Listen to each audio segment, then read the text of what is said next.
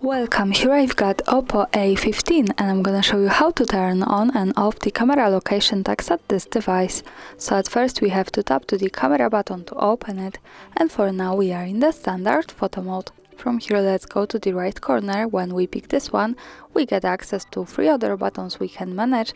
Now let's pick the settings from the right to open the advanced camera settings. And here we can see the location option, so it allows us to save the information about the place where we take a picture in the details about it.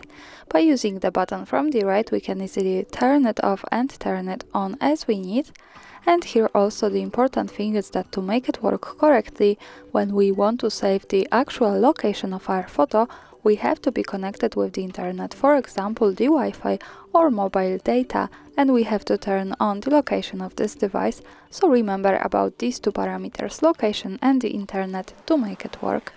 Now let me keep turn on all of these settings.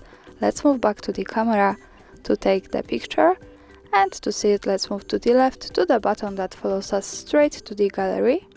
So this is our photo. Now let's tap to the right corner at the bottom to more and pick the details.